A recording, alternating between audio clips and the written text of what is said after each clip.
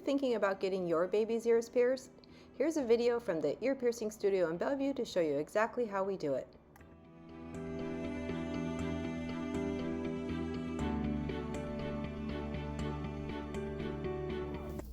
And then I'll wipe.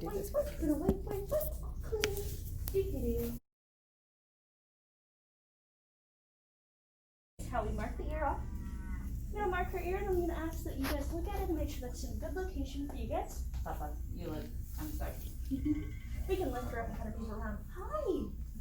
Do we need a toy to keep you distracted? Are you one of my movers? Yeah. She a wiggle worm. She's a wiggle worm. Use the ear care solution on the front and the back. If you guys see any little dead skin cells, go ahead and give the earring a little bit of a twist. Okay. Do we take the earrings completely out? Don't take the earrings out because she's a baby, they'll close up like that. So you want to keep a pair of earrings in for at least a year or so. Okay. I suggest a pair of studs so that she's not sleeping in dangly earrings. And if you guys want to keep these pair of earrings in for like the next year or so, they're a great pair of earrings, but you guys are more than welcome to switch it out after the 6 weeks. Okay. I suggest that if you guys are switching it out, switch it out immediately after you take it out. So take it off and then switch it with her. You don't want to leave those clothes for too long because she's so little. Earring holes close really fast. Okay. If she goes swimming or like things like that, bring the ear care bottle solution with you and then just give it a front and back spray. Basically, you want to keep this area as clean as possible throughout the day.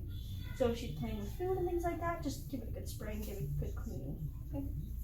If she is taking a shower or a bath or things like that, make sure that there's no soaps or suds that are around the area. And basically, we want to keep everything as clear as possible. If she's going to grab out of it, things like that, grab like a little toy or something for distracted with. If there is redness, pussing, swelling, and a bit of a weird scent, those are the 4 things for a sign of infection. Usually it's because she has like a piece of food or dirt that's in there. Give it a good cleaning, make sure the hair is as clean as possible, and then wait like a day or two, it should go down. If it doesn't, go ahead and call your guys' local physician. Go ahead and stand behind your wall. Go ahead and hold her head. There we go. On her head or right here? Yes, that works perfect. We just want to keep her head as straight as possible. So make sure that she's not moving around her neck. It's going to be a little bit hard, but go ahead and do it. So this is the part that's really hard for parents, but it's totally normal and babies will cry. It's very brief right after the piercing. So here we are piercing both ears, and then we're going to grab our spray bottle. We're going to clean them one more time, and then that's it. You'll be able to pick up your baby girl, give her some cuddles, and then enjoy her freshly pierced ears.